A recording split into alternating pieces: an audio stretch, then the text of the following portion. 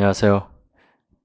자, 2023년도 세무사 1차 시험에 대해서 이제 강평을 하도록 해볼게요. 자, 원가 관리 얘기니까 25번서부터 이제 보도록 하겠습니다. 자, 25번. 제조원가의 흐름과 관련된 문제인데 우리가 합산티 계정 이용해서 풀면 돼요. 네. 자, 그래서 우리가 이제 공부했듯이 자, 원재료, 제공품, 제품 티 계정 그려놓고 자, 지금 기초재고 금액이 있어요. 다 한꺼번에 다 계산하시면 됩니다. 2만원, 25,000원, 44,000원 다 더해주면 기초재고가 89,000원이 되는 거고, 그 다음에 차변에 이제 원재료 매입액 있고, 그 다음에 직접 노무 원가 있고, 그 다음에 제조간접비. 근데 이제 정상원가 계산을 한다고 했으니까 자, 요 제조간접비가 예정배부하고 있는 금액이에요. 이게 예정배부. 그래서 예정배부액은 우리가 어떻게 계산하는 거냐면 예정배부율에다가 제조간접비 예정배부율에다가 실제 조업도를 곱해주면 되는데, 자, 이 문제의 요구사항이 바로 예정배부율을 구하라는 거예요. 그러면 예정배부율 요 x 곱하기 여기 이제 실제 조업도 곱해주면 되는 거고, 이때 실제 조업도는 노동시간이 되는 겁니다. 그럼 실제 노동시간 가지고 이제 우리가 요 실제 노동시간을 이용해서 우리가 이제 여기다 대입해서 풀면 되겠죠. 자, 그래서 이제 보게 되면 매입액은 9만원이 되고, 예. 자, 요게 직접 노후비가 14만원이 되는 건데, 이 직접 노후비 14만원이 의미하는 거는 직접 노후비 실제 입률에 실제 노동시간을 곱한 금액이거든요. 근데 우리가 이제 실제 노동시간을 알아야 돼요. 이 제조간접비 예정배부에 이걸 계산하기 위해서. 자, 그래서 이제 거기 실제 입률이 주어져 있습니다. 40원으로 주어져 있죠. 그러니까 14만원은 40원 곱하기 실제 직접 노동시간. 자, 그럼 얘를 계산할 수가 있죠. 요 40원에다 곱해서 실제 직접 노동시간 곱해서 14만원 나오는 거니까, 자, 14만원 나누기 40을 하게 되면 이게 3,500시간이라는 걸 알 수가 있고, 그리고 3,500시간이 바로 이제 제조간접비 예정배부 할 때 예정배부에다 곱해주는 실제 조업도가 되는 거예요. 이렇게 된다는 거예요. 자, 그 다음에 이제 대변을 완성하게 되면, 자, 대변은 매출원가가 되는 건데, 자, 문제에서 지금 매출액과 매출 총이익률이 주어져 있으니까, 자, 30만원 매출액에다가 매출 총이익률이 주어졌으니까 매출 원가를 구할 수가 있죠. 두 개 합쳐서 1이 되는 거니까 1 마이너스 매출 총이익률 하면 매출 원가율 80%. 그래서 매출 원가가 24만원이 되는 거고, 그러면 이제 우리가 기말재고를 또 표시하게 되면 이제 양쪽 대체 평균의 원리에 따라서 우리가 계산할 수가 있는 거예요. 그래서 기말재고 구해보면 이게 얼마 나오냐면 10만원. 자, 그래서 이제 이게 양쪽 대차가 일치한다는 걸 이용해서 우리가 요 x를 계산하시면 되는 겁니다. 그래서 대변 합계액에서 요 차변 요거 빼주고 요 x 계산하시면 되겠죠. 자, 이렇게 해서 계산하면 자, 요게 6원이 나오게 돼 있어요. 자, 그래서 정답은 1번이 되는 겁니다. 자, 그래서 이제 제조원가의 흐름 문제, 합산티 계정 이용해서 푸는 거. 다 우리 많이들 연습을 해봤습니다. 자, 그 다음에 이제 26번. 자, 26번은 이제 표준원가 문제인데, 자, 지금 제조간접비 조업도 차이가 주어져 있고, 그 다음에 제조간접원가 능률 차이를 구하라고 했어요. 그럼 제조간접원가 조업도 차이는 우리가 고정비에서 발생하는 겁니다. 자, 그럼 테이블을 그리라고 그랬죠, 제가. 제조간접비 예산, 그 다음에 SQ 곱하기 SPF.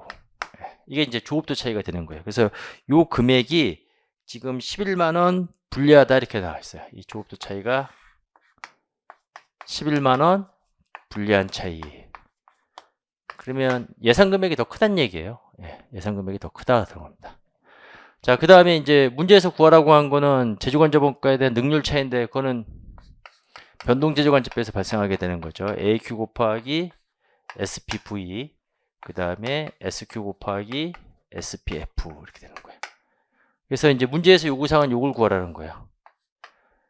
자, 그리고 이제 제조간접원가 예산이 주어져 있고 각각 변동비와 고정비, 그 다음에 기준조업도가 주어졌으니까 그럼 배부율을 구하라는 얘기가 되는 거죠. 자, 그래서 이제 우리 여기서 이제 변동제조간접비 요 표준배부율과 고정제조간접비 표준배부율을 구할 수가 있는데, 고정제조간접비 표준배부율 같은 경우에는 지금 예산이 62만 5천원 62만 5천원 되고, 변동제조간접 예산 같은 경우에는 54만원이 되는 겁니다. 그 다음에 기준조업도 1000시간 가지고 이제 우리가 표준 배분 우리가 계산해 보게 되면 고정제재관제비 표준 배분율은 625원이 되는 거고 변동제재관제비 표준 배분율은 540원이 되는 거죠. 됐죠? 자, 그러면 이제 이게 일단 계산하는 걸 써세요. 540. 이것도 540. 자, 얘는 625. 그 다음에 고정제재관제비가 예산은 고정제재관제비 예산은 62만 5천원. 자, 그럼 이제 퍼즐 맞추듯이 이제 가는 거예요. 자, 11만원 분리라고 했으니까, 자, 얘는 얼마가 나오냐면, 11만원 분리니까 이건 51만 5천원이 나오죠. 11만원 빼면 되는 거니까. 그 51만 5천원 하면 이제 여기서 SQ를 구할 수가 있는 거예요. 51만 5천원을 625로 나눠주면 돼요. 자, 그러면 이게 824시간이 되는 거고, 요걸 이용해서 이제 여기다 이제 계산해 주는 거죠. 곱하기 824. 그러면,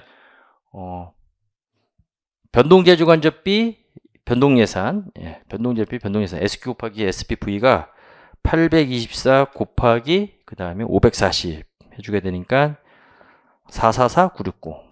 44만 4,960이 나오게 되는 거고, 그 다음에 AQ는 지금 문제에서 주어져 있어요. 지금 900시간이라고 주어져 있으니까, 이거는 900 곱하기 540이 되겠죠. 그럼 900 곱하기 540 하게 되면 48만 6천원. 자, 그래서 이 둘의 차이가 능률 차이가 되는 거예요. 불리한 차이가 나오겠네요. 48만 6천원에서 마이너스 44만 4,960원을 빼주게 되면 4만 1,040원만큼의 불리한 차이가 나오게 된다. 그래서 정답은 4만 1,040원 불리한 차이. 2번이 되겠네요. 자, 그래서 26번은 2번이 되는 겁니다. 자, 이렇게 해서 이제 보시면 되는 거예요. 자, 그 다음에 이제 27번을 한번 보도록 할게요. 27번은 이제 종합원가 계산인데 공손 관련해 가지고 공손 있는 종합원가 계산 관련된 문제예요. 자, 그래서 문제를 보게 되면 이게 이제 우리가 정상 공손 수량을 우리가 구하는 방법이 이제 크게 두 가지가 있는데, 가장 일반적인 방법은 단기검사 합격품을 기준으로 한 통과 기준에 의해서 우리가 정상 공손 수량을 구하고, 그 다음에 이제 또 뭐가 있냐면 도달 기준이라는 게 있어요. 그러니까 통과한 게 아니라 도달한 수량을 기준으로 해서, 검사점에 도달한 수량을 기준으로 해서 우리가 정상 공손 수량 구하는 도달 기준이 있다는 겁니다. 그래서 이 문제가 지금 검사 시점 통과 기준하고 도달 기준 각각 적용하였을 때 두 방법 간의 비정상 공손 수량의 차이는 몇 개인가 이렇게 나와 있거든요. 자, 그러면 일단은 자, 공손 수량부터 우리가 먼저 한번 계산해 볼게요.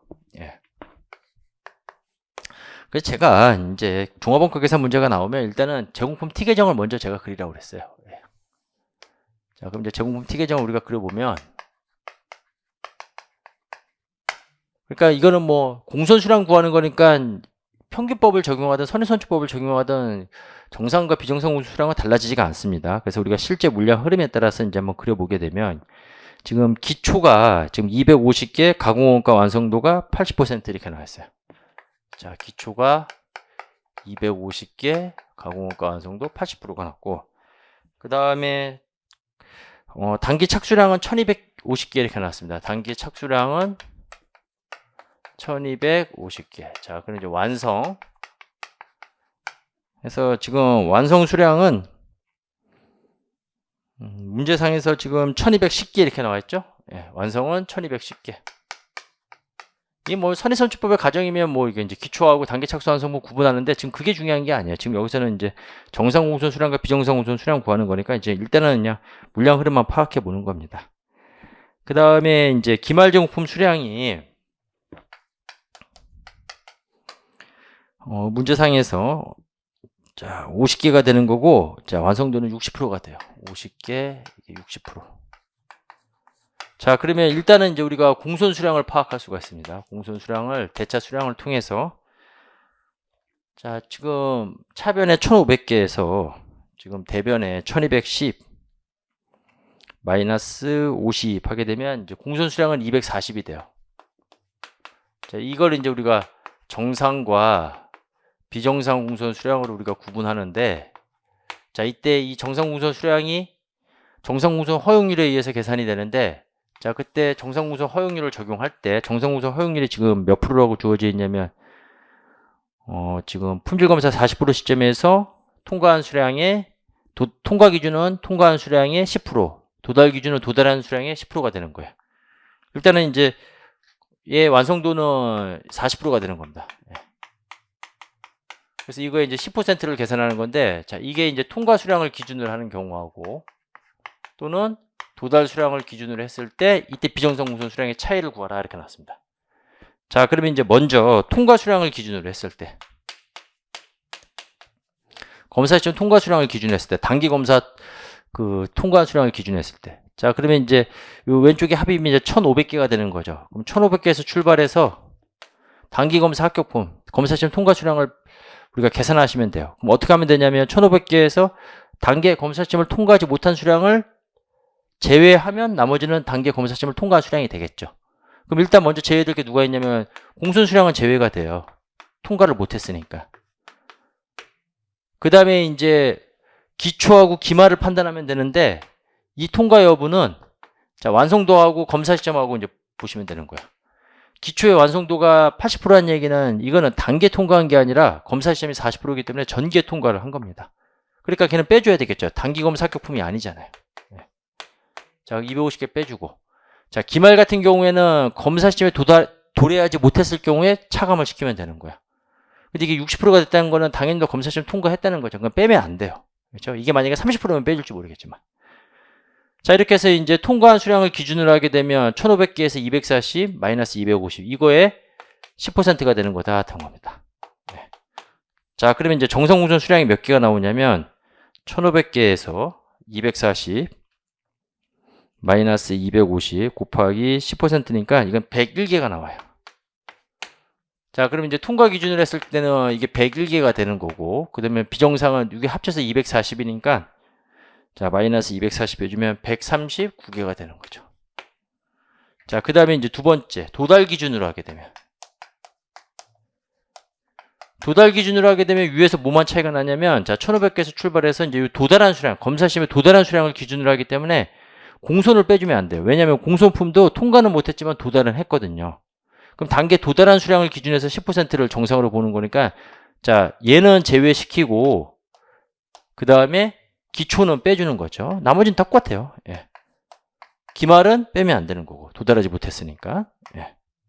이건 도달했으니까 단기에 그리고 이제 기초는 빼주는 이유는 뭐냐면 전기에 도달했으니까 자 이거에 10%다 같은 겁니다. 자, 그러면 얘는 1250에 10%가 되는 거니까 125개가 되는 거고, 도달 기준으로 하게 되면 정상 공선 수량이 125개가 되는 거고, 비정상 공선 수량은 240에서 125개 빼주니까 115가 되는 거죠. 그래서 문제에서 구하라는 거는 이 두 수량의 차이를 구하라고 그랬어요. 네, 이 차이를 구해봐라 하는 겁니다. 그러니까 139에서 115를 빼주면 되죠. 그럼 차이에 대한 수량이 몇 개가 되는 거야? 24가 되는 거죠. 24개가 된다 하는 겁니다. 그래서 정답은 3번이 되는 겁니다. 이렇게 해서 정답은 3번이 되는 거예요.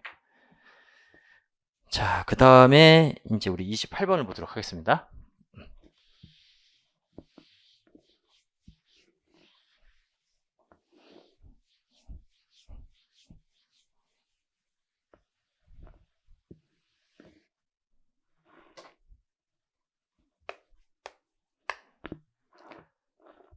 자, 28번은 변동원가 계산을 적용했을 경우에 기말 제품 재고액을 구하라 이렇게 나왔어요.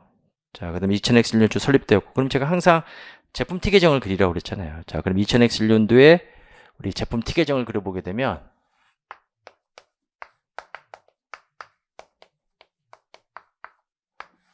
이제 기초가 되고 단기 생산이 되고 그 다음에 판매가 되고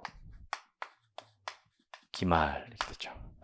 자, 따라서 2000X 1년 초에 설립되었다. 그러면 이제 기초는 0이 되는 거고 그 다음에 생산량과 판매량은 3200개와 2900개이다. 그럼 이게 3200개가 되고 여기 2900개가 돼요. 자, 그러면 이제 기말은 300개가 되는 거죠.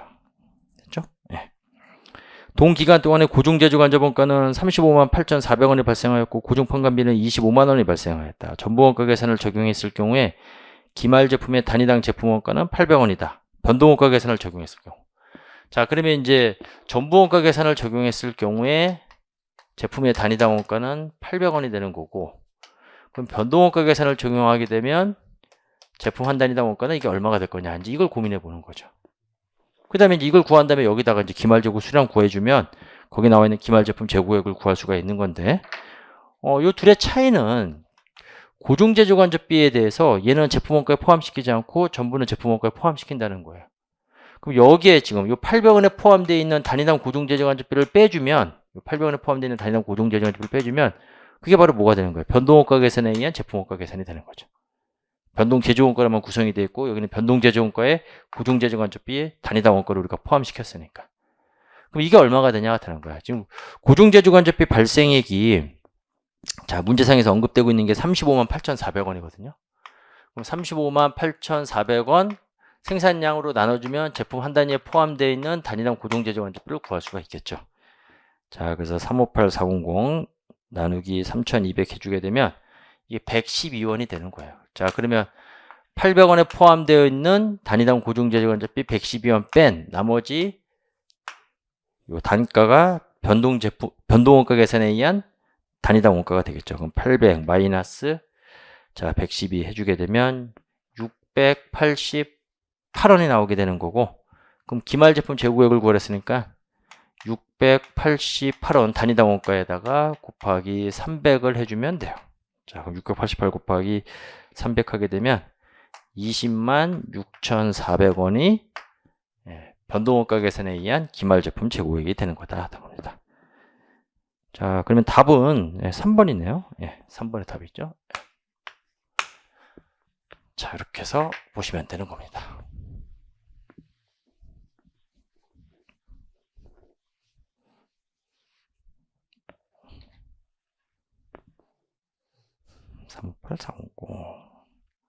그 다음에 29번 문제를 보게 되면 자, 활동기준 원가 계산이에요. 자, 활동기준 원가 계산에서 지금 제품 A에 배부되는 활동원가를 구하라 그러면 일단은 활동별 제조간접비 배부율을 구하는 게 중요하다고 그랬죠. 지금 활동이 지금 세 가지가 있거든요. 재료 이동 활동, 재료 가공 활동, 품질 검사 활동. 자, 그러면 이제 재료 이동, 그 다음에 재료 가공, 품질 검사.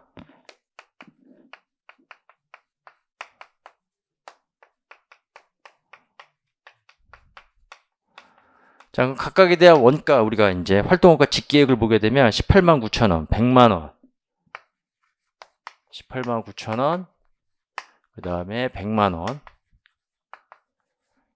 그 다음에 23만 4천원. 자, 그래서 활동별 제조간접비 배부를 구하려면 이거 원가 동인수로 나눠줘야 돼요. 근데 지금 여기 원가 동인수가 안 주어져 있어요. 그럼 이제 그걸 계산을 해야 되는 거예요.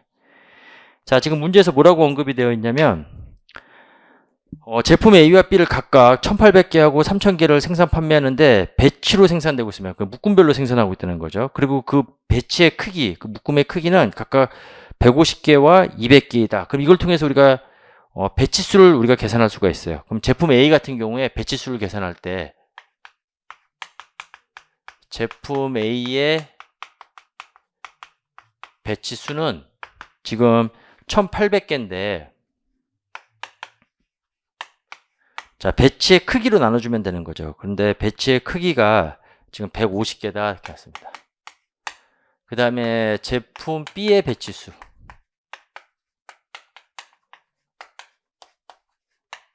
자, 제품 B의 생산량은 3000개인데 배치의 크기가 지금 200개로 주어져 있습니다. 자, 이러면 이제 우리가 배치수를 계산할 수가 있어요. 1800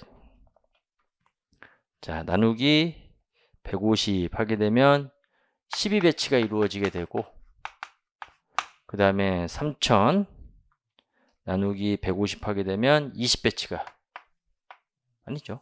3000 나누기 200이죠. 3000 나누기 200 하게 되면 15배치가 이루어지게 된다. 자, 그러면 이제 문제상에서 제품 A와 B는 모두 재료 이동은 배치당 2회씩 이루어진다. 자, 그럼 이제 이거 계산하는 거예요. 자, 재료 이동 횟수, 원가 동의수를 우리가 계산해 보게 되면, 자, 문제 조건에 따라서 배치당 2회 이루어진다는 거예요. 그럼 A 같은 경우에는 12배치, 2회 이루어지게 되는 거고, 그 다음에 B 같은 경우에는 15배치, 뭐 한꺼번에 계산해도 되는데, 이것도 2회 이루어지게 된다. 당한다. 배치당 2회씩. 근데 이게 이제 각각에 대한 원가 동인수가 되는 거니까 이거는 이제 제품 A의 원가 동인수, 이거는 제품 B의 원가 동인수니까 각각 이렇게 구분해서 표시하는 게 자료 관리 측면에서는 더 좋습니다. 자, 그러면 이제 12 곱하기 2, 그 다음에 15 곱하기 2. 그러면 총 배치수는, 총 재료 이동 횟수는 54회가 되는 거죠. 그래서 활동별 제조간접비 배부를 구할 수가 있어요. 그러면 189,000원 나누기 54 하게 되면 3,500원이 되는 겁니다. 자, 두 번째도 이제 이런 방식대로 우리가 하는 거예요. 자, 두 번째는 기계 작업 시간인데 총 기계 작업 시간은 각각 300과 500시간이다. 그러니까 이거는 주어져 있어요. 300 플러스 500. 800시간이 이루어진 거죠.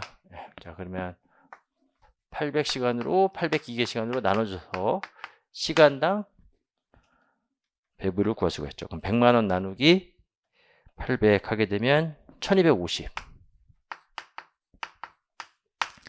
그 다음에 품질 검사는 이것도 배치당 이루어지는 건데 2회씩 이루어지며 1회 검사 시간은 각각 2시간과 1시간이다 이렇게 나왔습니다. 이 검사 시간이 되는 거예요. 검사 시간을 구하는 건데 일단은 품질 검사는 배치당 2회씩 이루어진다 이렇게 나왔습니다. 그럼 일단은 품질 검사 횟수를 우리가 이제 계산해야 돼요. 그러면 12배치 곱하기 2 플러스 15배치 곱하기 2 이렇게 되고, 그 다음에 이제 각각에 대한 검사 시간이 배치 1에 대한 검사 시간이 달라요. A는 지금 2시간이 되는 거고 여기 2시간, 그 다음에 B는 1시간이 되는 거예요. 이렇게 해서 이제 우리가 검사 시간을 구할 수가 있는 거죠. 자, 그러면 이제 12 곱하기 2 곱하기 2 플러스 48시간이 되고, 그 다음에 15 곱하기 2 그러면 78시간이 되는 겁니다. 이게 78시간. 그렇죠? 이렇게 해서 우리가 원가 동인수가 지금 이걸 다 구해야 되는 거예요. 예. 자, 그래서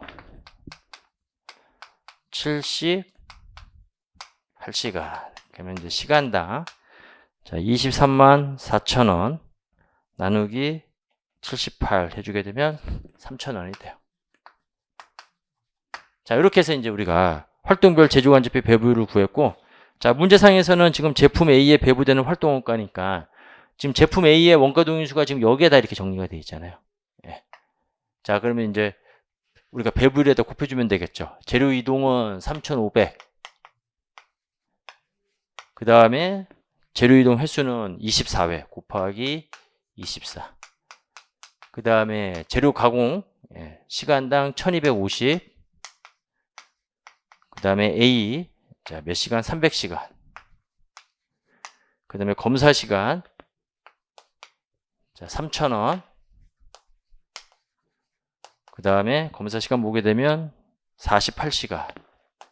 자, 요게 이제 A에 배부되는 활동원가 금액이 되는 거예요. 자, 이렇게 해서 이제 이거 계산해 보면 3,500 곱하기 24, 그 다음에 1250 곱하기 300, 그 다음에 3000 곱하기 48 이렇게 계산하면 이게 60만 3천원이 나옵니다.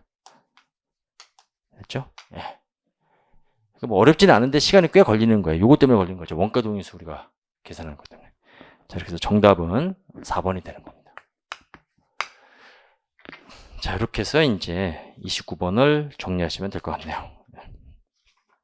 자, 그 다음에 자, 요번에는 이제 30번 문제 보도록 할게요.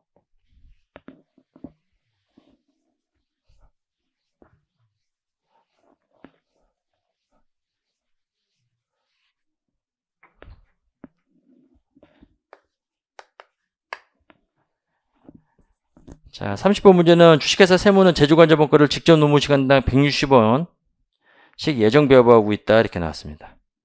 그 다음에 실제 발생한 제조관자본가는 18만원. 이게 딱 보이잖아요. 이렇게 세 가지 딱 생각하라고 했잖아요. 예정배부. 이거는 예정배부에다가 실제 조급도 곱해주는 거고, 그 다음에 실제 발생액.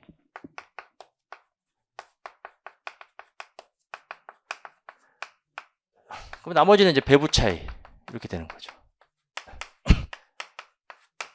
자, 요 세 개 가지고 이제 항상 우리가 조정을 하는 건데, 실제 발생한 제조간접원가가 18만원이라고 이렇게 나왔어요. 이게 18만원. 그 다음에 예정배부율은 지금 160원 이렇게 나왔습니다. 160원. 요거 이제 실제 조업도가 되겠죠. 요건 실제 조업도. 그 다음에 지금 배부 차이에 대한 자료가 기말재고자산과 매출원가에 비례해서 우리가 안분해서 배부하는데, 자, 이 중에서 30%에 해당하는, 즉 배부 차이가 30%에 해당하는 6,000원을 기말재고자산에서 차감하도록 배분하고 있다. 그럼 일단은 배부 차이 총액은 지금 얼마가 되는 거냐면, 지금 재고자산에 해당되는 배부 차이 금액이 6,000원이라고 했어요. 6,000원. 그런데 이 재고자산이 매출원가하고 상대적인 비율을 봤을 때 30%라고 했어요. 그러면 6,000을 30%로 나누면 총 배부 차이를 알 수가 있겠죠. 자, 그럼 6,000 나누기 0.3 하게 되면 총 배부 차이는 2만 원이 되는 거고, 그 다음에 이 배부 차이를 차감했다는 얘기는 이 배부 차이가 무슨 배부가 된다는 거예요? 과대 배부가 된다는 걸 의미하는 거예요. 과대 배부라는 파악은 차감했다는 것에서 우리가 알 수가 있는 거죠. 그러면 우리가 예정 배부액이 실제 발생액보다 과대 배부했다는 얘기는 2만 원만큼 더 크다는 얘기죠. 그럼 이게 예정 배부액이 얼마가 나온다는 거예요? 20만 원이 나온다는 거예요. 그러면 우리가 이제 실제 조업도를 알 수가 있는 거죠. 지금 그걸 구하라는 거잖아요. 그럼 20만 원 나누기 160 하게 되면 이게 1250시간이 되는 거다. 답입니다. 그렇죠? 지금 이걸 구하라는 얘기잖아요. 자, 그래서 30번은 정답이 5번입니다. 됐죠? 그 다음에 이제 31번 보도록 하겠습니다.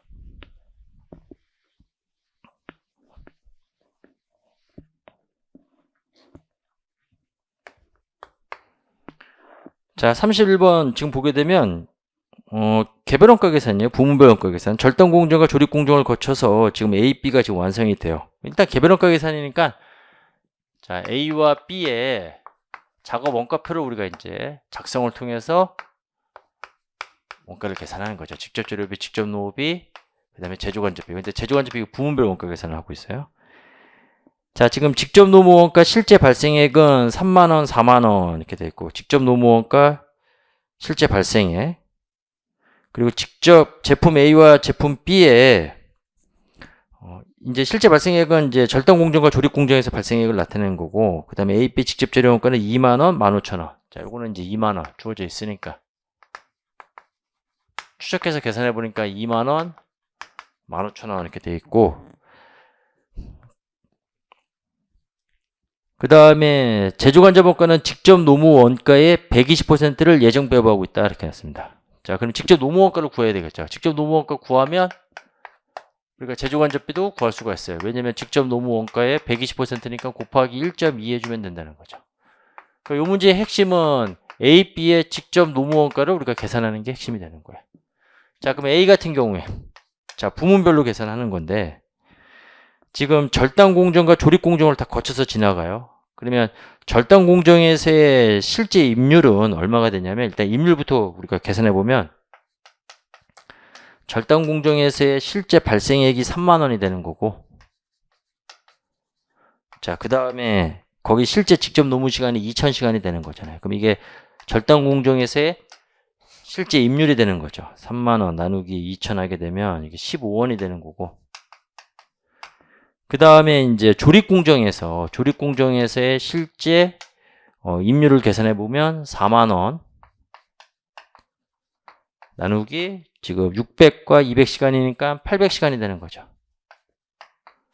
자, 그래서 4만원 나누기 800 그러면 50원이 되는 거다. 근데 각각 임률을 우리가 구했어요. 그러면 자, A하고 B가 이제 절단과 조립공정을 거쳐가면서 이제 우리가 직접 노무 원가를 집계해 보게 되면, 일단 A가 절단 공정에서는 1200시간. 자, 그러면 1200시간 곱하기 15원. 그 다음에 또 A가 조립 공정에서는 600시간. 그러면 600 곱하기 조립공정도 15원이 되는 건가요? 둘 다 15원이? 이게 15원이 아니죠. 804만원 있고 50이죠. 50. 10원이 아니라 이거 50. 이게 50 이렇게 되는 겁니다. 됐죠? 그 다음에 B도 마찬가지예요. 자, B는 800시간, 200시간이니까 800 곱하기 15 플러스 200 곱하기 50 이렇게 해서 이제 계산하시면 되겠죠. 이렇게 해서 이제 각각 제품 A와 B에 추적되는 직접 노무비를 우리가 계산한 겁니다. 자, 그러면 A를 보게 되면 1200 곱하기 15 그 다음에 600 곱하기 50 48,000원이 나와요. 이게 48,000원 나오고, 자, 그 다음에 B도 마찬가지로 동일한 방식으로 800 곱하기 15 그 다음에 200 곱하기 50 하면 22,000원이 나온다. 또 22,000원. 근데 제조관제표는 예정 배부한다고 그랬어요. 그래서 이제 직접 노무원가에 대해서 120% 곱해주면 되는 거니까 48,000 곱하기 1.2 해주게 되면 57,600원이 나오고, 그 다음에 B 같은 경우에는 22,000 곱하기 1.2 해주게 되면 26,400원 이렇게 나오게 되는 겁니다. 자, 문제에서 물어본 거는 제품 A와 제품 A의 단기 제품 제조 원가를 구하라 이렇게 나왔습니다. 이제 문제에서는 이제 A만 물어본 거예요. B까지도 계산했는데 B는 요거 다 더해주면 단기 제품 제조 원가가 되는 거고, 자, A 같은 경우에 다 더해주면 2만원 플러스 48,000원 플러스 57,600원 그러면 125,600원이 나오게 되는 거죠. 이게 125,600원. 자, 해서 정답은 1번이 되는 겁니다. 자, 1번이 125,600원 나와 있죠? 예. 자, 이렇게 해서 보시면 되는 거예요. 자, 그 다음에 32번.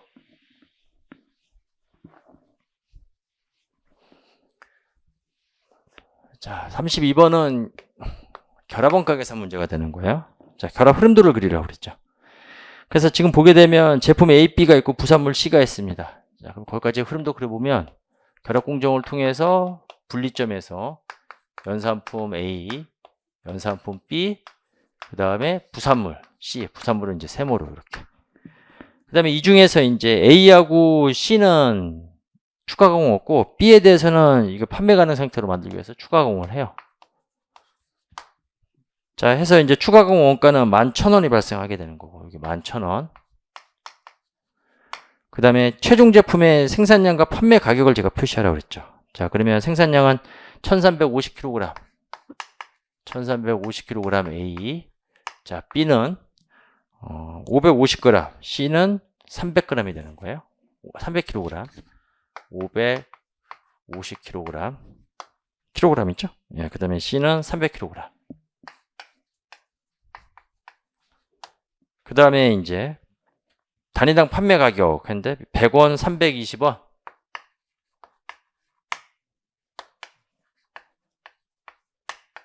지금 이거 C가 그게 물음표로 되어 있는 걸 봐서는 그걸 물어본 것 같아요. 저 부산물 C의 단위당 판매 가격을 구하라. 자, 그럼 이게 이제 X가 되는 거죠. 그 다음에 단서가 뭐가 주어져 있냐면, 자, 이렇게 순실현 가치법으로 결합원가를 배부했을 때 제품 A에는 13,950원이 배부가 된다 이렇게 나왔습니다.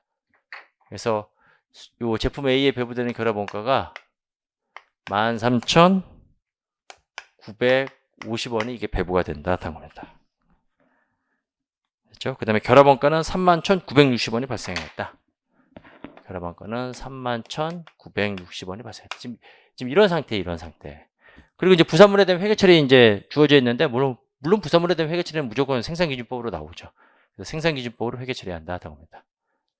자, 그럼 일단은 이제 우리가 순실현 가치법으로 배부하는 거니까, 자, 분리점에서 주산품 A, B에 대해서 우리가 순실현 가능 가치를 우리가 구해보자 당합니다. 자, A 같은 경우에는, 자, 순실현 가능 가치 1350 곱하기 100이 되겠죠. 자, 그러면 1350 곱하기 100이니까 135,000원인가? 예. 1350 곱하기 100이니까 135,000원.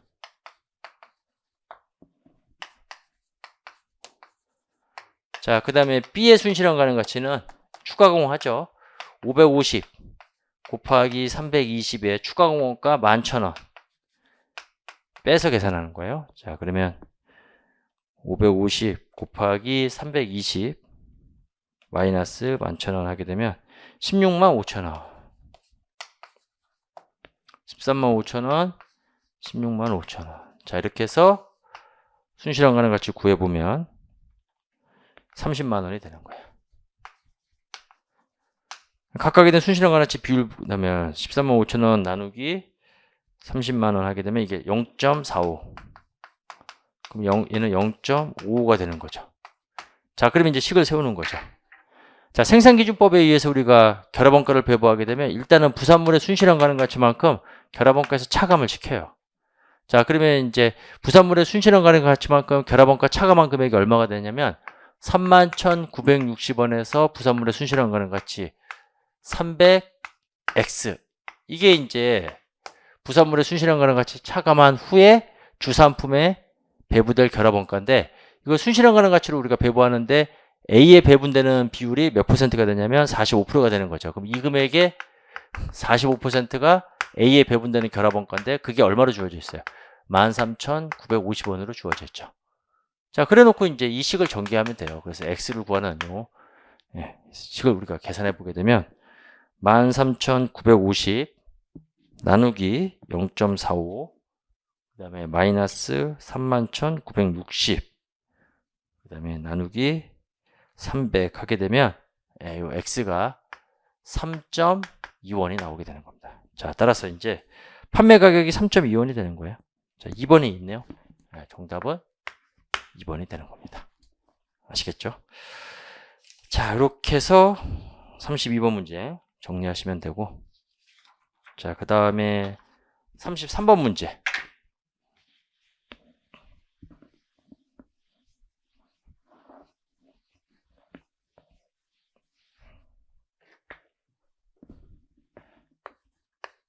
자, 최신관리에 의해서 이제 품질원가와 관련된 문제인데, 자, 문제에서 지금 예방원가를 현재보다 50% 증가시키면 실패원가가, 외부 실패원가가 40% 절감할 수 있을 것으로 예상했을 때 이를 실행했을 경우에 이익은 얼마나 증가하는가?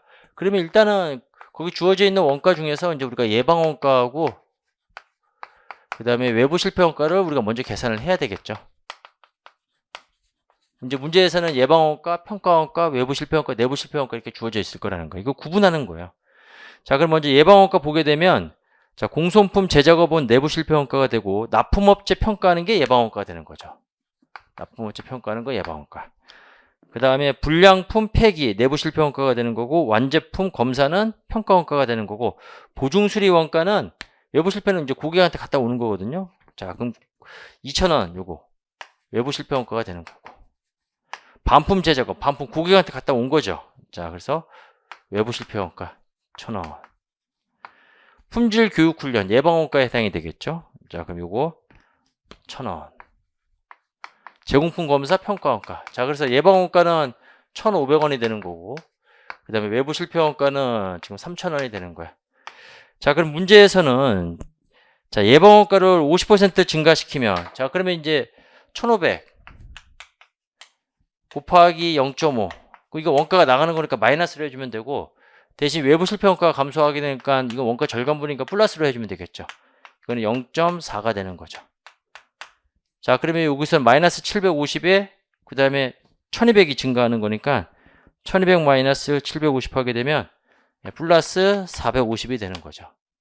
자, 따라서 지금 예방원가 50% 증가시키고 외부 실패원가 40% 절감할 수 있을 때 이때 회사 이익은 얼마 증가하냐면 450원만큼 이익이 증가하게 되어 있는 겁니다.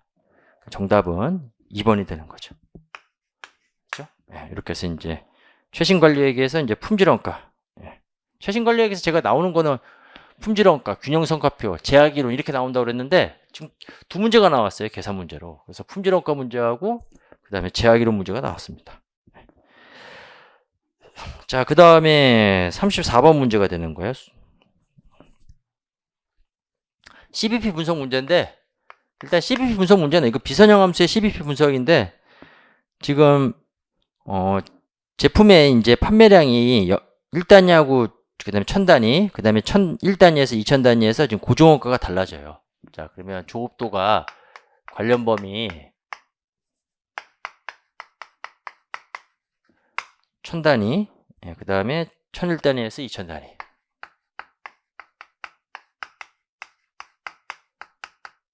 자, 여기서 이제 일단은 공원이익은 동일합니다. 예.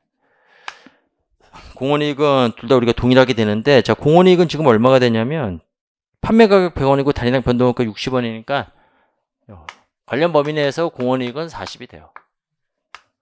그런데 이제 고정비가 이제 구간별로 달라지게 되는 거죠. 그래서 첫 번째 구간은 지금 안 나왔어요, 지금. 예. 그리고 두 번째 구간으로 가게 되면, 첫 번째 구간 몰라요. 이제 두 번째 구간으로 가게 되면 17,600이 증가된대요.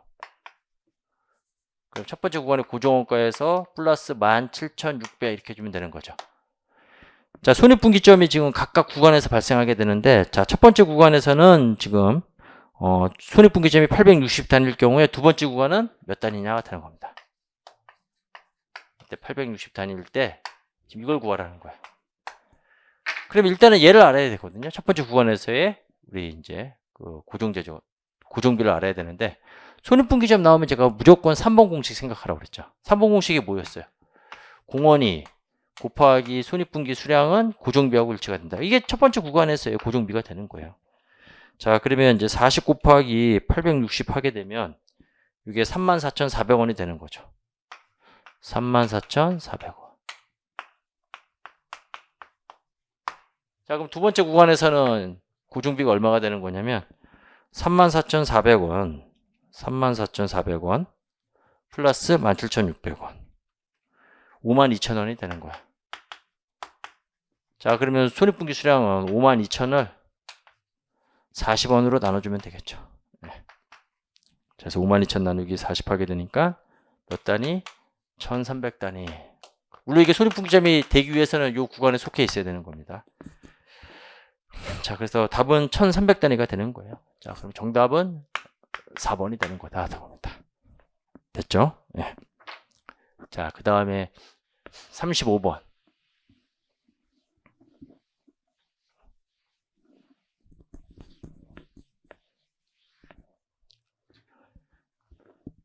자, 제품 라인 폐지 여부에 따른 의사결정 문제가 되는데, 제품 C의 생산을 중단하는 경우에 그때 이제 제품 A의 매출액은 50% 증가하고 B의 매출액 변화가 없고, 그 다음에 회사 전체적으로 발생하는 고정원가 9만 원을 각 제품의 매출액에 비례해서 배분한 거다. 회피 불능원가라는 얘기가 되는 거예요. 굉장히 간단하네요. 자, 그래서 제품 C를 중단하게 되면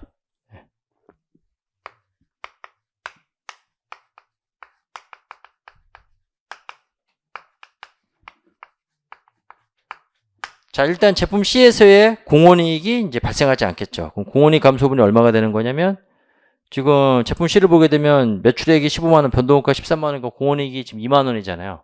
자, 그러면 제품 C에서의 공원이익 감소분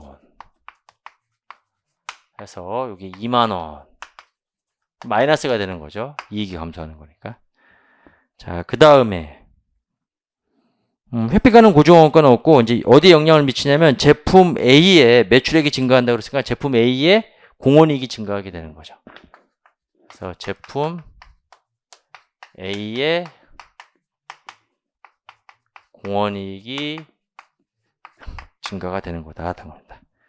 그러면 제품 A의 공원이익이 지금 50% 증가한다고 그랬거든요. 지금 공원이익이 지금 얼마냐면 3만 원인데 거기 50% 증가하는 거니까 15,000원이 증가하게 되는 거다. 그리고 나머지 사항은 없어요. 그럼 결국은 자, 마이너스 5,000이 되는 거죠. 자, 그래서 결국은 제품 C 중단 시 회사 전체의 영업이익은 감소가 되는 겁니다. 5,000원 감소. 자, 따라서 이익은 얼마나 감소하는가 이렇게 놨으니까 5,000원 감소가 되는 거죠. 답은 3번이 되는 거예요. 네. 자, 그 다음에 36번 문제를 보도록 할게요. 이게 36번 대체 가격 문제인데 이것도 이제 조금 이렇게 좀 어렵게 물어보려고 좀 노력한 그런 문제가 되는 건데, 우리는 뭐 이제 쉽게 파악할 수가 있습니다. 자, 지금 주식회사 세무는 사업부 A와 B를 이익중심점으로 두고 있다. 자, 사업부 A는 부품 S를 생산해서 B에 대해서 대체하거나 외부에 판매할 수 있으며 사업부 B는 완제품 생산에 필요한 부품을 외부에서 구입하거나 대체받을 수가 있다는 거죠. 그 대체 수량은 1000단위가 되는 거고 사업부 A의 단위당 최소 대체 가격은 160원이고 그 다음에 내부 대체하면 대체하지 않은 거에 비해서 대체가 유리하다는 거예요. 회사 전체 이익이 5만원만큼 증가한다 이렇게 나왔습니다. 자, 그러면 회사 전체 이익 증가분은 우리가 어떻게 계산하면 된다고 그랬어요? 대체 가격 범위가 존재하면 대체가 유리하다고 그랬어요. 이런 식으로 대체 가격 이렇게 범위가 존재하게 되면 그때는 대체하는 게 유리하다 같은 겁니다. 이게 최소 TP고 최대 TP고 대체 가격 범위가 존재하면 대체 한 단위당 요 최대 TP와 최소 TP의 이 절대값의 이 차이만큼 유리하다고 그랬어요. 그럼 지금 문제에서 자 최소 TP가 이게 160원이라고 그랬죠. 최대 TP가 뭐래요? X라고 그래요. 그럼 얼마만큼 유리하냐? 대체 한 단위당 자 X 마이너스 이게 더 클 거니까 플러스로 나오게 이제 식을 세우는 거예요. X 마이너스 160 그 다음에 대체 수량만큼 1000단위 해서 요 금액만큼이 유리하게 되는 거예요. 그래서 이 금액이 이제 전체 금액이 이게 얼마가 되는 거냐면 거기 얼마나 나와 있죠? 5만 원이 증가한다. 이게 5만 원이라는 얘기예요. 자, 그럼 우리가 이제 뭘 구할 수가 있어요? 최대 대체 가격을 구할 수가 있죠. 우리가 X로 이제 미지수 놓고. 자, 그러면 이제 5만 원 나누기 1000 플러스 160 하게 되면 최대 TP는 210원이 되는 겁니다.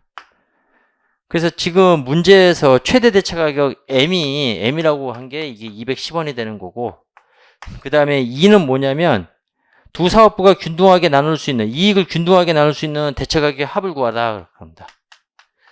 그 이익을 균등하게 나눌 수 있다는 거는 이제 이게 210원이면 이게 결국 대체를 통해서 회사 전체 이익이 되는 거고 이걸 공급 사업부하고 수요 사업부가 이익을 균등하게 가지려면 가운데에서 결정하면 되는 거잖아요.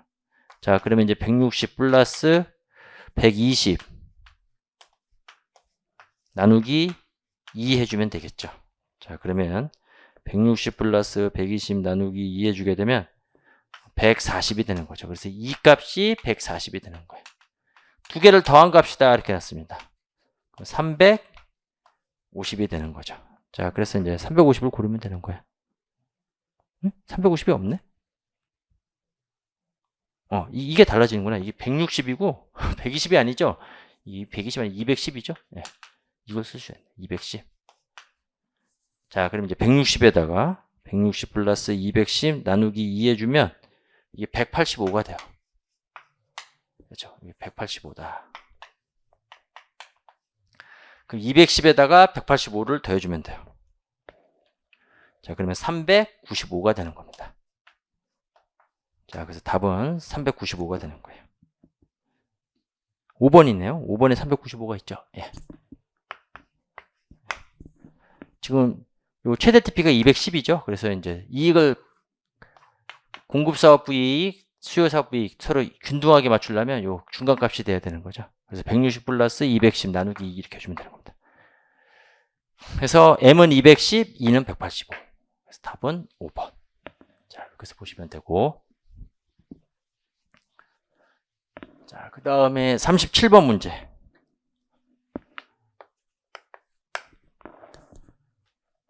어, 37번 같은 경우에는 이건 이제 제약이론과 관련된 문제예요. 제약이론 관련된 문제인데 지금 요 문제에서 지금 1공정과 2공정이 지금 나타나 있고 1공정의 최대 생산 능력은 8,000단위고 2공정은 10,000단위가 돼요. 자, 제1공정 완성품은 외부 판매 시장이 존재하지 않지만 2공정에서 추가 공정에서 생산해서 단위당 120원에 모두 판매할 수가 있다. 합니다. 1공정에서 공손이 발생하지는 않지만 2공정 투입량의 5%는 2공정 종점에서 2공정 종료 시점에서 공손이 되며 공소품의 처분 가치는 없다. 회사가 8만원을 추가 투입해서 1공정의 최대 생산 능력이 지금 8,000단인데 그럼 1공정이 지금 제약공정이 되는 거예요. 이게 병목공정이 되는데 8만원 투자해가지고 추가로 투입해가지고 생산 능력을 1000단위를 증가시킨다는 거예요. 그럼 1000단위에 따른 우리가 판매가 이루어져서 매출이 증가하겠죠. 자, 근데 주의할 게 뭐가 있냐면 자, 1000단위가 모두 생산돼서 판매되는 게 아니라 1공정에서는 공손이 없지만, 그러니까 1공정에서는 천 단위가 그대로 이제 넘어가게 되는데 2공정에서는 이 중에서 5%가 공손이 발생해요. 그러니까 1-0.05. 그렇죠. 그러니까 이제 50개는 살아남지 못하고 나머지 이제 950개가 판매가 되는 거고, 그 판매 가격은 얼마가 되는 거냐면 120원이 되는 거다. 답입니다. 그럼 이만큼 이제 회사의 매출액이 증가하는 거예요. 자, 그러면 이제 1000단위 곱하기 0.95 곱하기 120 하게 되면 11만 4천원만큼의 매출액이 증가가 되는 거죠. 플러스가 되는 거예요. 근데 매출액만 증가하는 게 아니라 이제 원가도 증가해요. 변동비가 증가하게 되는데, 자, 1000단위에 대해서 얘는 1-0.05를 해주면 안 돼요. 왜 그러냐면 공정의 종료 시점이거든요. 공정의 종료 시점에서 공손이 발생하기 때문에 종료 이전까지는 원가가 다 발생을 하는 겁니다. 그러니까 얘는 1-0.05 폐기되는 것도 매출에는 기여하지 못했지만 원가는 발생한 거죠. 얼마? 1공정과 2공정의 변동원가 30원. 자, 그래서 1000 곱하기 30 하게 되면 자, 3만원 이렇게 마이너스가 되는 거예요. 그 다음에 우리가 고려할 게 뭐가 있죠? 투입되는 원가 있죠? 자, 그래서 이제 늘리려면 8만원만큼 증가가 되는 거잖아요. 그럼 8만원만큼 마이너스. 자, 그럼 11만 4천원에서 11만원 빼주니까 자, 플러스 얼마 되는 거예요? 4천원. 자, 따라서 8만원 추가 투입하게 되면 회사 이익은 얼마 증가하는가? 4천원만큼 증가하게 되는 겁니다. 정답은 1번이 되는 겁니다. 됐죠? 자, 이렇게 해서 보시면 되고. 그 다음에 38번 문제.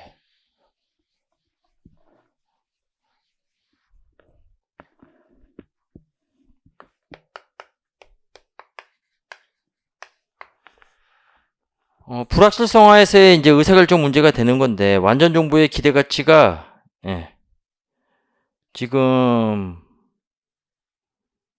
600원인 경우에 성과표에서 K 값을 구하라 이렇게 놨습니다. 기계 B에 대한 성과 이 K, 그걸 K라고 해놓고 그걸 구하라고 그랬죠.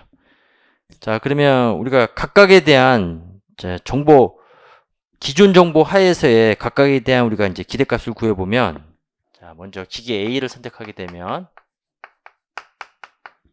A 대안이다 이렇게 생각하시면 돼요. 9000 곱하기 0.4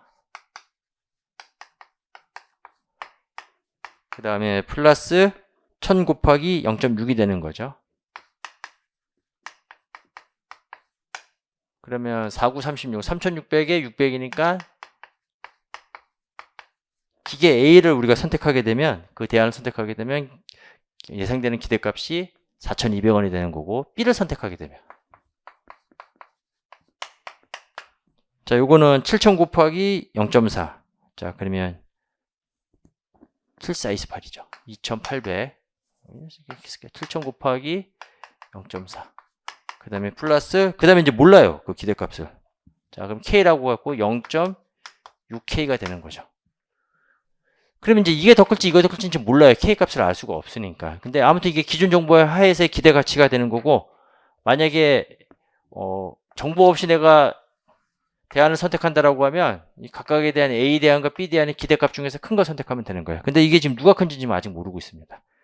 자, 완전 정보 하에서의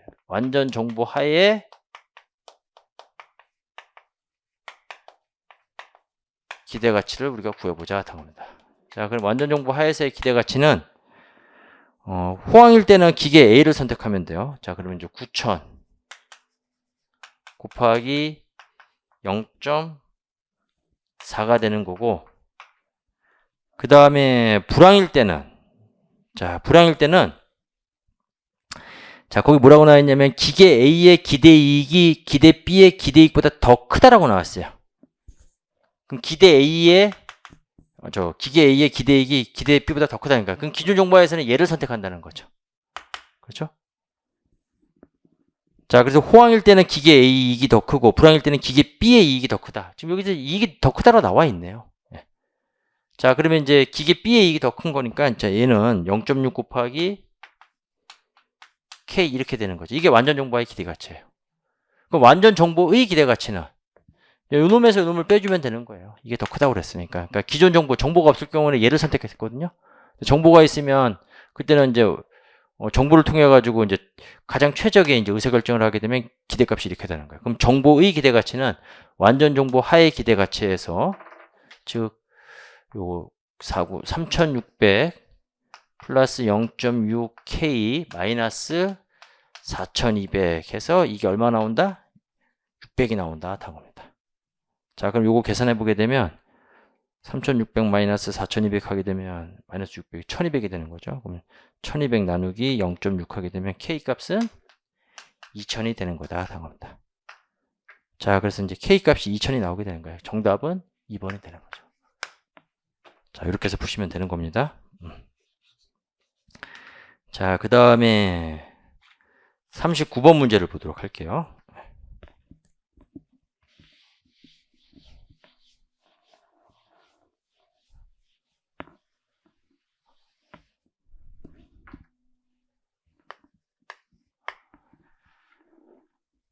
자, 지금 세후 순이익 41,000원을 얻기 위한 제품의 판매 수량 CBP 분석 문제예요. 그럼 변동원가 계산에 의한 수익 원가부터 먼저 만들어 주라고 그랬죠, 제가. P, V, 공원이익, 그 다음에 고정비. 그래서 지금 문제에서 단위당 판매 가격은 1,000원, 변동원가는 600원, 총 고정원가는 190만원. 1,000, 600, 그러면 공원이익은 400, 고정비 190만원. 자, 이렇게 이제 주어져 있습니다. 그 다음에 세법에 의할 경우 고정원가 중에서 10만원과 단위당 변동원가 중 50만원은 세법상 송금으로 인정되지 않기 때문에 인정되지 않을 거로 예상이 된다. 세무에 적용될 세율이 20%인 경우에 세후 순이익 41,000원을 달성하기 위한 제품의 판매 수량을 자, 식을 세우면 돼요. 자, 그럼 일단은 자, 400 우리가 구하고자 하는 Q 마이너스 190만원 여기까지는 세전이익이 되는 거고 자, 세후 순이익은 자, 과세소득을 우리가 이제 계산을 하는 건데, 요 판매량 Q에 대해서. 일단은, 자, 문제상에서 변동원가, 자, 50원은 송금으로 인정받지 않는다는 거예요. 이게 송금으로 인정받지 않으면, 그러면 공원이익은 어떻게 돼요? 증가가 되는 거죠. 비용으로 인정받지 않는 거니까. 자, 그러면 450만큼 세법에 의하면, 이제 세법에 의하면, 공원이익은 450이 되는 거고, 그 다음에 고정비 같은 경우에 여기서 송금불산입 되는 금액이 여기서 인정받지 않는 금액이 10만원. 네, 10만원. 부인되는 거니까 고정비는 비용으로 인정받는 금액은 180만원이 되는 거다. 그러니까 우리가 구하고자 하는 Q에서의 과세 소득 금액은 450 곱하기 Q 마이너스 180만원. 이게 과세 소득 금액이 되는 거고 여기에 이제 세율을 적용하면 법인세 비용이 되는 거죠.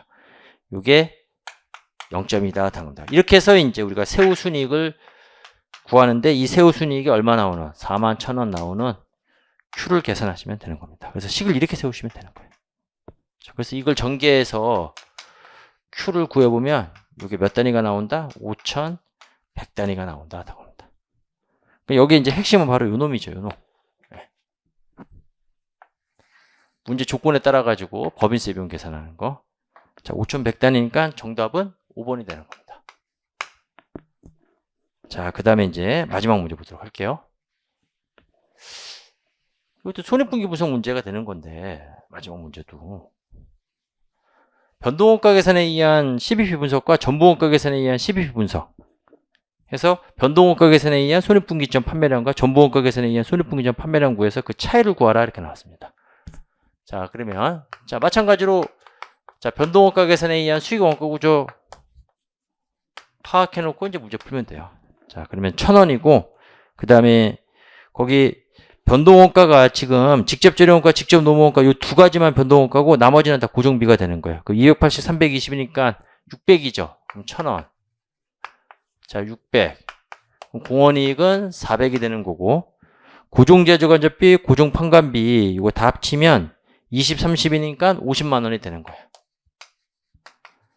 자, 그럼 변동원가 계산에 의한 손익분기점 판매량 계산해 보면 이거는 50만 원을 공원이익 400으로 나눠주면 돼요. 네. 자, 따라서 50만 원 나누기 400 하게 되면 1250개가 되고 그 다음에 전부원가 계산에 의한 손익분기점 판매량 전부원가 계산은 고정비 중에서 고정 제조간접비를 제품 원가에 포함시키기 때문에 자, 변동원가 계산에 의한 공원이익 400에서 여기서 이제 빼주는 거예요. 단위당 고정 제조간접비를 빼주면 되는 거죠. 단위당 고정 제조간접비를 빼주면 되는데 자, 이게 얼마가 되냐? 지금 총 고정 제조간접비가 20만 원이거든요. 20만 원이고 지금 생산량이 나와 있을 거라고. 자, 생산량은 2,000단이다. 당합니다. 그럼 100원이죠. 그래서 여기서 100원을 빼주는 거예요. 그리고 이제 분자에 가는 금액은 고정 판관비만 가는 거죠. 그럼 이게 얼마? 30만 원. 자, 그럼 30만 원을 300으로 나누니까 몇 단위가 돼요? 1000단위가 되는 거죠. 자, 그래서 두 원가 계산 방법, 변동 원가 계산과 전부 원가 계산에 의한 요 손익분기 수량의 차이는 몇 단위가 된다? 250단위가 된다. 당합니다. 자, 이렇게 해서 정답은 4번이 되는 거다. 당합니다. 자, 이렇게 해서 이제 우리 2023년도 우리 60회 세무사 1차 제가 문제풀이에 대해서 강평을 했는데 시험 문제를 아주 잘 출제했습니다. 그렇게 어렵게 출제하지도 않고 또한 그렇게 쉽게 출제하지도 않고 그래서 적정한 난이도에 의해서 아주 잘 출제된 문제라고 판단이 됩니다. 자, 이렇게 해서 이제 세무사 1차 원가관리액에 대한 강평을 끝내도록 하겠습니다. 자, 여러분 수고하셨습니다.